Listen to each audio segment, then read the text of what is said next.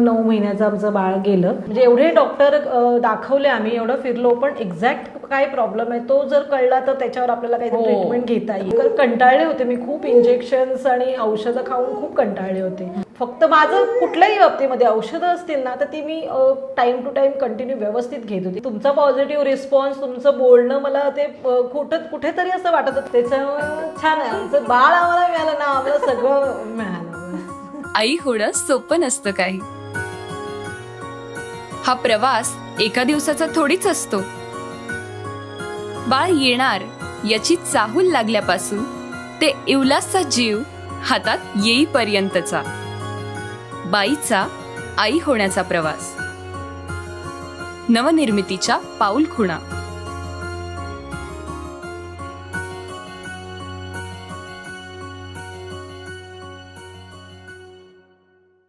नमस्कार, मी डॉक्टर शारदा निर्मळ महांडुळे. आजची आपली दुर्गा माता आहे सौ निकिता घाणेकर आणि तिचे पती नितीन घाणेकर इथे आलेले आहेत. तर निकिता, तुझ्या लग्नाला किती वर्ष झाली आहेत? आमच्या लग्नाला 8 वर्ष कंप्लीट झाले होते. आणि तुझा दुर्वांकूर आयुर्वेदमध्ये येण्याच्या आधीचा काय अनुभव होता? माझा अनुभव म्हणजे माझी ट्रीटमेंट भरपूर चालू होती. माझं आधी जे पहिलं बाळ होतं ते विदाऊट ट्रीटमेंटनी राहिलं होतं, सगळं व्यवस्थित होतं. पण ते काही कारणांनी 9 महिन्याचं आमचं बाळ गेलं आणि त्याच्यानंतर आम्ही लगेचच ट्रीटमेंट नाही घ्यायला सुरुवात केली. 4 महिन्यानंतर पुन्हा कन्सीव्ह केलं आणि पण ते कंटिन्यू होत नव्हतं. म्हणजे 4 महिने किंवा 1-1.5 महिना 2 महिने झाले की मिसकॅरेज व्हायचं ते. आणि त्याच्यामुळे नंतर मग मी ट्रीटमेंट चालू केली. पण ट्रीटमेंटमध्ये 2 वर्ष ट्रीटमेंट घेतली पण तेव्हा कन्सीव्हच नाही झालं काहीच. आणि फक्त औषधं खाते आणि इंजेक्शन चालू आहेत पण रिझल्ट काहीच नव्हता. त्यानंतर त्या डॉक्टरांनी मला IVF पण करायला सांगितलं. माझं IUI एकदा केलं आणि पण मला IVF करायचं नव्हतं, माहीत नाही का, पण मी तयार नव्हते त्यासाठी. आणि नंतर आमच्या इथेच मी पनवेलमध्येच आयुर्वेदिक ट्रीटमेंट म्हणजे एक छोटं क्लिनिक होतं, ओळखीचे होते ते म्हणून त्यांच्याकडे ट्रीटमेंट चालू केली. पंचकर्मा केलं, म्हणजे या पंचकर्मामध्ये त्या पंचकर्मा खूप फरक आहे. ते केलं मी उत्तर वस्ती वगैरे आणि त्याच्यानंतर पुन्हा राहिलं. पण ते इन्फर्टिलिटीसाठी स्पेशलिस्ट नव्हते ते डॉक्टर. ते राहिलं पण ते कंटिन्यू नाही झालं, पुन्हा तसंच झालं. मी ॲलोपॅथीची ट्रीटमेंट घेतली आणि नाही होऊ शकलं ते. मग तुमचं आम्ही 1 वर्ष आधीपासून माझे मिस्टर फॉलो घेत होते पण ते कन्फ्यूज होते कारण तेव्हा तुम्ही मुंबईला येता आणि आम्ही राहतो नवी मुंबईमध्ये, तर आम्हाला थोडा ट्रॅव्हलिंगचा प्रॉब्लेम होता. तर जावं की नाही जावं या कन्फ्युजनमध्ये असताना मग जेव्हा लास्ट आमचं मिसकॅरेज माझं झालं 2 वर्षापूर्वी, तेव्हा मग आम्ही ठरवलं की नाही आता मॅडमला एकदा भेटूया आपण एकदा. तरी मी मनापासून तयार नव्हतेच कारण मी ट्रीटमेंट घेऊन खूप थकले होते, खूप कंटाळले. मला असं वाटतं तुझं एक बाळ 9 महिन्यांचं म्हणजे पूर्ण होऊन पण गेलं ना? पहिलं बाळ माझं सगळ्यात आधी 9 महिन्याचं पूर्ण होऊनच गेलं ते. आणि त्यानंतर मग तुम्ही खारघरला तुमची ओपीडी चालू केली. त्या दरम्यान मग आम्हाला ते जास्त जवळ होतं. मग आम्ही म्हटलं चला एक विजिट करून यायला काही हरकत नाहीये, म्हणून आम्ही आलो आणि औषधं चालू केली. ते रिझल्ट आणि आम्हाला ऍक्च्युली प्रॉब्लेम काय हा समजत नव्हता. म्हणजे एवढे डॉक्टर दाखवले आम्ही, एवढं फिरलो, पण एक्झॅक्ट काय प्रॉब्लेम आहे तो जर कळला तर त्याच्यावर आपल्याला काही ट्रीटमेंट घेता येईल. महत्वाचं तेच असतं. तर तेच आम्हाला कळत नव्हतं कारण रिपोर्ट आमचे सगळे नॉर्मल यायचे, काही प्रॉब्लेम नाहीये. तर मग का होत नाहीये हे असं. त्याच्यामुळे मग आम्ही म्हटलं चला आता आयुर्वेदिकच करूया आणि मग तुमच्याकडे आलो आणि त्या जर्नीला मग सुरुवात झाली आमच्या. असं होतं की IVFचा सल्ला दिला गेल्यानंतरच लोक माझ्याकडे येतात. म्हणजे घाबरून की बाबा नको आता IVF. कारण IVF मध्ये मी ऐकून होते खूप रिस्क आहे, म्हणजे जे काय बेड रेस्ट सांगतात करायला किंवा जे काही प्रिकॉशन्स असतात ना ते मला नव्हतं झेपणार तेवढं. त्याच्यामुळे आणि मी नव्हते रेडी की नाही मला नाहीच करायचं IVF. कारण कंटाळले होते मी खूप, इंजेक्शन्स आणि औषधं खाऊन खूप कंटाळले होते. ते बॉडीला त्याचा खूप साईड इफेक्ट व्हायला लागला होता मला. त्यामुळे मग मी म्हटलं चला आयुर्वेदिकच मग बघूया. दुर्वांकूर आयुर्वेद मध्ये येण्याचा निर्णय कसा घेतला गेला, म्हणजे कोणी घेतला? नितीननी का तू घेतला? त्यांनी घेतला. खरं तर त्यांनी घेतला. मी रेडी नव्हते, तर मी म्हटलं नाही मला आता करायचंच नाही, कोणतीच ट्रीटमेंट नाही करायची आहे मला. झालं तर ते होईल देवाच्या कृपेने, नाहीतर नको मला. तर नाही तो मला एक तर विजिट कर तू. त्यांनी पुढाकार घेतला आणि म्हणाला आपण एकदा भेटूया, तुला नाही वाटलं तर नको करू. म्हटलं ठीक आहे. मग आम्ही पहिल्यांदा भेटलो तर थोडं पॉझिटिव्ह वाटलं मलाही आणि औषधं चालू केली. फक्त माझं कुठल्याही बाबतीमध्ये औषधं असतील ना तर ती मी टाईम टू टाईम कंटिन्यू व्यवस्थित घेत होती, कारण माझ्याकडनं काही राहायला नको असं मला वाटायचं. म्हणून मी औषधं चालू केली तुमची. मग आणि मग जेव्हा उपचार तू सुरू केले, मग तुला दुर्वांकूर आयुर्वेदचा अनुभव कसा वाटला? म्हणजे काय वाटलं जेव्हा तू सुरू केलं? तू जवळजवळ 9 महिने माझ्या संपर्कात होती पूर्णपणे. खरंच मी पूर्णपणे तुमच्यावर सोपवलं होतं, कारण तुमचा पॉझिटिव्ह रिस्पॉन्स, तुमचं बोलणं मला ते कुठेतरी असं वाटत होतं की नाही आता जे काय होईल. मी इतक्या लांबचा प्रवास करत होते मुंबई ते नगर. म्हणजे पहिल्या 3ऱ्या महिन्यामध्ये मी 2ऱ्या महिन्यामध्ये मी ट्रॅव्हल केला, 5व्या महिन्यामध्ये केला. पण आधीचे जे प्रेग्नेन्सी राहिले त्याच्यामध्ये मी जेवढी घाबरत होते तेवढी नव्हती कुठे घाबरत. इतका प्रवास असून पण अरे काय होईल, कारण माहित नाही का तुमच्यावर विश्वास ठेवला, जे होईल ते आता. आणि मला वाटतं 7व्या महिन्यात तू नगरमध्ये राहायला आलीस हॉस्पिटलच्या. 7वा महिना मला लागला. 7वा महिना लागून 15 दिवस झाले आणि मग आम्ही आलो. म्हटलं नाही आता, कारण माझी हिस्ट्री थोडी होती, कॉम्प्लिकेटेड होती मेडिकल हिस्ट्री माझी, त्याच्यामुळे मला रिस्क घ्यायची नव्हती. म्हटलं मॅडमच्या डोळ्यासमोर नाही. बरोबर. म्हणजे 9व्या महिन्यात बाळ गेलं आणि ते परत ते दिवस आपल्याला आणायचे नव्हते. म्हणजे निकिताने अक्षरशः घर घेतलं आपल्या प्रणव हॉस्पिटलच्या शेजारी. 2 ते 3 महिने ती अहमदनगरमध्ये राहिली आणि शेवटी बाळ घेऊनच ती मुंबईला गेली.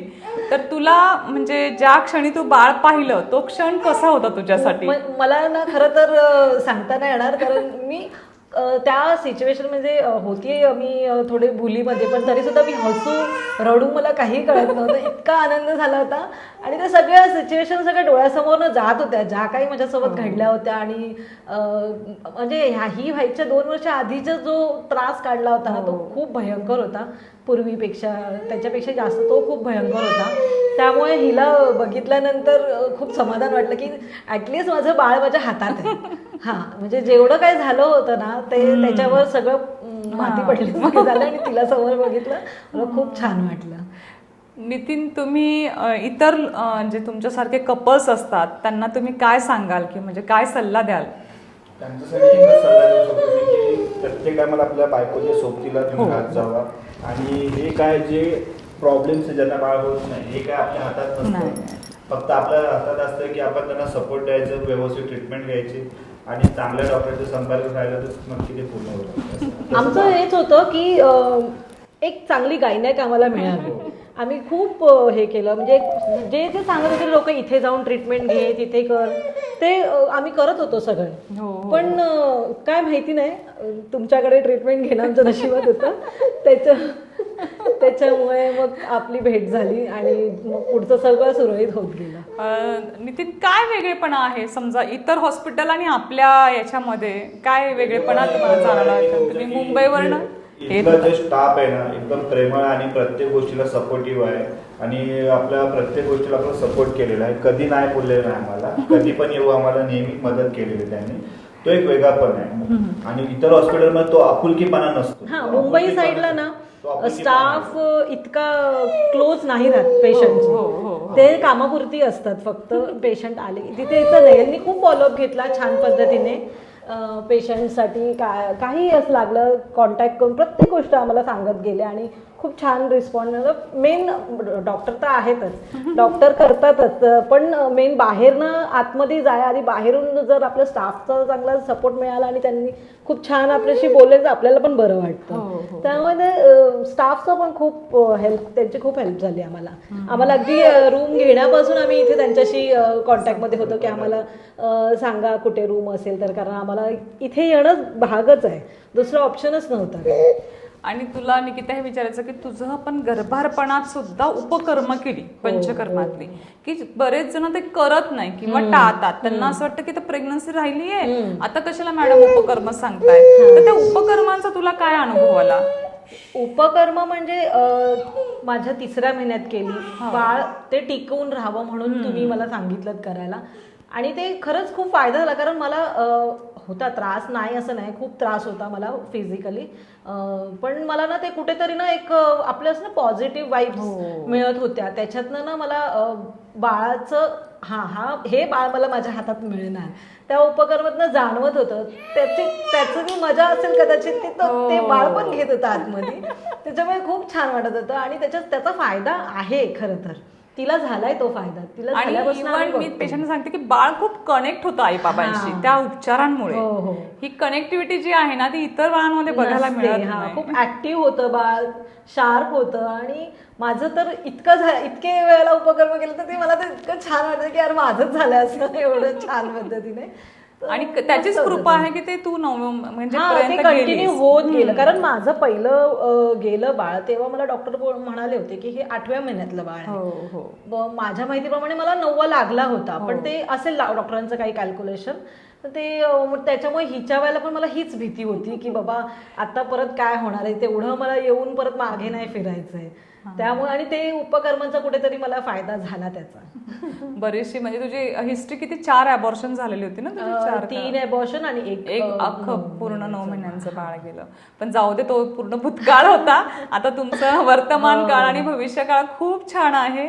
तू इथे आलीस मुंबईवरनं आजच्या दुर्गा माताच्या प्रोग्रामला, आणि हा पुरस्कार तू घेतीये त्याबद्दल तुमच्या दोघांचंही खूप खूप अभिनंदन. खूप खूप धन्यवाद. कारण तुमच्यामुळे आज आमची ही ग्रंथा छान नाव पण तिने आयुर्वेदावर ठेवलेलं आहे. ग्रंथा नाव ठेवलं कारण आयुर्वेदाचं बाळ आहे ते, आणि अगदी सूट होतंय. मॅडमनी ग्रंथ सगळी वाचली आणि त्यातूनच ग्रंथा झालीये. त्याच्यामुळे छान आहे आमचं बाळ. आम्हाला मिळालं ना, आम्हाला सगळं मिळालं बस. निकिता, साधारणतः लग्न किती साली झालं तुझं? माझं लग्न 2015 साली झालं, आणि पहिली प्रेग्नन्सी माझी 2016 साली राहिली. ओके. आणि झाली व्यवस्थित सगळं, अगदी नॉर्मल. म्हणजे जसं एका हेल्दी मुलीला जशी सगळी प्रेग्नन्सी राहते नॉर्मली, काहीही ट्रीटमेंट न घेता, आणि तशी राहिली. आणि व्यवस्थित सगळं चालू होतं. इवन कसलाच मला त्रास नव्हता. आणि 7व्या 8 9व्या महिन्यापर्यंत व्यवस्थित गेलं. आणि अचानक मला असं पाणी जायचा त्रास व्हायला लागला अंगावरून, म्हणून आम्ही चेकअपला गेलो. 9वा माझ्या माहितीप्रमाणे मला 9वा लागून 2 दिवस झाले होते. तर मला वाटलं होऊ शकते कधी पण. मग आम्ही गेलो डॉक्टरकडे, आणि त्यांनी चेक केलं. तर जे मेन डॉक्टर असतात त्या नव्हत्या तेव्हा त्या तिथे अवेलेबल, आणि त्यांचे असिस्टंट वगैरे होते. त्यांनी सांगितलं की अजून हे नाही झालं, 9वा महिना लागला नाही आहे की 8वा महिना चालू आहे, तुला बाळाची तेवढी डेव्हलपमेंट नाही आहे. तर त्यांनी इंजेक्शन्स सलाईनमधून वगैरे सगळं चालू केलं. आणि मग त्यांनी चेकअप माझं केल्यानंतर मला खूप जास्त पेन व्हायला लागला. 2 दिवस तरी मला 2 ते 3 दिवस त्यांनी पेनमध्ये तसंच ठेवलं. शेवटी मग नाहीच झालं ते. मला खूप जास्त पेन व्हायला लागला. मग माझे घरातले, माझे नाते, माझे सासू वगैरे जबरदस्ती केली की नाही तुम्ही आत्ताच्या आत्ता तिची सीझर करा, आम्हाला नॉर्मल डिलिव्हरी नाहीच पाहिजे, तिची सीझर झाली तरी चालणार आहे आम्हाला. तेव्हा मग त्यांनी घाईमध्ये सीझर करायला घेतलं, पण त्याच्या आधीच बाळांनी म्हणजे शी केली, आणि ते त्यांनी खाल्ली, असं जे काय होतं ते सगळं. कारण एंडपर्यंत म्हणजे सोनोग्राफी करत होते तोपर्यंत बाळ व्यवस्थित होतं, आणि मग आयत्या वेळेला ते असं हे झालं. मग डिलिव्हरी नंतर किती दिवस राहिलं होतं बाळ?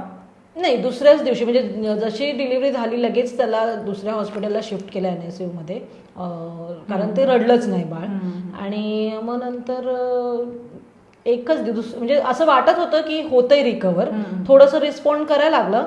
पण नंतर थोड्या वेळानंतर 1-2 तासानंतर ते पुन्हा ह्याच्यामध्येच गेलं. आणि मग दुसऱ्या दिवशी डॉक्टरांनी डिक्लेअर. पुढं काय झालं मग त्यानंतर? त्याच्यानंतर बाहेर पडणंच तुला खूप अवघड होतं. त्याच्यानंतर घरात पण खूप अशी सिच्युएशन होती, सगळे निगेटिव्हच की अरे एवढं असं हे झालं म्हणून. कारण असं कोणाचंच झालं नव्हतं आमच्या घरामध्ये. मी फर्स्ट होती अशी. माझ्या घरात माझ्या बहिणींचे वगैरे लग्न झाले, कोणाला असा त्रास नव्हता. आणि काय माहिती असं झालं. त्याच्यानंतर मग मी कशी तरी त्याच्यातनं रिकवर झाले. जॉब परत जॉईन केला मी. मग त्याच्यातनं बाहेर पडण्यासाठी म्हटलं मी आता काम करेन, मी घरात बसून नाही राहू शकत. खूप डिप्रेशनमध्येच जाते की काय असं वाटायला लागलं. आणि 4 महिन्यानंतर पुन्हा मी कन्सिव्ह केलं. तर मग तेव्हाही मला असं बरं वाटलं. पण माझे नातेवाईक जे होते ते बोलले तू इतक्या लवकर चान्स कशाला घेतला, तुझ्या आत्ताच एवढं सगळं एवढं मोठं हे झालंय, तरी मला वाटलं नाही नाही होईल, काही नाही, ठीक आहे. मी त्या जॉब कंटिन्यू करून, कारण मला माहितीच नव्हतं की मी बेड रेस्ट घ्यायला हवा आहे. मला वाटलं काही नाही, हे झालं एक चूक, कोणाकडूनही होते, डॉक्टरांकडून झाली, माझ्याकडून झाली, किंवा माझ्या नशिबात जे होतं ते झालं. आणि 4 महिन्यानंतर पुन्हा तसंच पोटात दुखायला लागलं म्हणून ऍडमिट. म्हणजे आपण स्वप्न बघतो की बाळ येईल 4 महिने 5 महिन्यापर्यंत. आता झाले 2-3 महिने झाले, 4 महिने झाले की अरे वा आता मला हळूहळू हालचाल झाली. कारण पहिल्या बाळाची मला थोडे हे होतं ना, अनुभव होता की हा आता या महिन्यात हालचाल जाणवेल. तर ती एक्साइटमेंट होती. आणि घरातल्यांना पण, माझ्या सासूला म्हणा, माझ्या मिस्टरांना म्हणा, आनंद होता की चल जे झालं त्याला आपण विसरून पुढचं आपण हे करूया. त्याच्यासाठी पण ते पुन्हा तसंच सोनोग्राफी केली, त्याच्यामध्ये कळलं की बाळाची वाढच होत नाहीये, ते 3 महिन्यामध्येच थांबलंय, त्याच्या पुढे जातच नाहीये ते. मग ते पुन्हा अबॉर्शन करावं लागलं. परत प्रेग्नन्सी तुला हा. त्याच्यानंतर मग मी दुसऱ्या डॉक्टरांकडे गेले ट्रीटमेंट. माझे थायरॉइडचे एक डॉक्टर आहेत मुंबईच्या, त्यांनी मला दुसऱ्या डॉक्टर सजेस्ट केला, म्हणून मी त्यांच्याकडे गेले. तर तेव्हा राहिली, तर तेव्हा पण असंच 4 महिन्याचं असं सारखं, म्हणजे ते तसं मी अक्षरशः कंटाळले होते की जेवढे इंजेक्शन्स हवे तेवढे घेत होते, जेवढे मेडिसिन्स हवे तेवढे घेत होते, पण रिझल्ट नव्हता येत मला काहीच. सुरुवात माझी आणि ते अगदी स्वप्न बघतो ना हो, आपण, आता त्याचा आकार तयार होतो, आता हातात बाळ सगळं डोळ्यासमोर फिरायला लागतं आपल्या, आपण आणि एक imagine अचानक करायला ते लागतो. आकाश कोसळल्यासारखं होतं आपल्याला. खूप डिप्रेशन आलेलं त्यावेळेला. पण माझ्या मिस्टरांनी खूप साथ दिली मला, त्यांचा खूप सपोर्ट होता. माझ्या सासूनेही खूप साथ दिली, कारण असतात असे नातेवाईक घरातले की निगेटिव्ह बोलून अरे काय तुझंच असं होतंय, पण नाही, माझ्या घरच्यांनी मला खूप सपोर्ट केला की होईल, तू टेन्शन नको घेऊ, नाही झालं ना आपण दत्तक घेऊ, पण तू टेन्शन घेऊ नको, काही नाही होणार, होईल तुला बाळ, होईल तुला बाळ. म्हणून मी त्या आशेवर राहिली. म्हणजे डिप्रेशन येतं, कोणाला येणार नाही. निकिता पुन्हा प्रेग्नंट राहिली आणि नंतर त्याच ते पण अबॉर्शन झालं, असं 4 वेळा झालं. चौथ्यांदा जेव्हा राहिली तेव्हा सुद्धा 4 महिन्याचं गेलं, तेव्हा सुद्धा बेड रेस्ट घेतला, व्यवस्थित ट्रीटमेंट सुद्धा घेत होती. पण माहित नाही मला ॲलोपॅथी सूट होत नव्हतं की काय होत होतं मला माहिती नाही, पण नाही होतच नव्हतं ते कंटिन्यू. मग मी ठरवलं नाही, मला आता ह्याच्या पुढे करायचंच नाहीये, मला बाळच नको, मला ॲडॉप्शन पण नको आहे आणि ते काहीच नको, स्वतःचं पण नको, काहीच नको. झालं तर झालं, नाही तर नाही. मी असं पूर्ण देवावर सोडून दिलं होतं. आणि नंतर मला वाटतं राहीनाच, मग असं पण हा, झालं मध्ये सारखं अबॉर्शन होऊन नंतर प्रेग्नन्सी राहीना, तसं व्हायला लागलं ना. तर आणि बाकीचे हेल्थ इश्यूज पण मग वाढायला लागले, वजन वाढायला लागलं, किंवा असं कंबर दुखणं, सतत काम करायला जमत नव्हतं, खूप फिजिकल खूप त्रास व्हायला लागला मग मला. आणि मेंटल तर असतोच, तो तर संपण्यासारखा नसतो, तो खूपच वाईट असतो काळ तो. पण त्याच्यातनं पण मी बाहेर पडले, आणि इतर मुली सुद्धा बाहेर पडावे त्यांनी, असं एवढं टेन्शन घेऊन.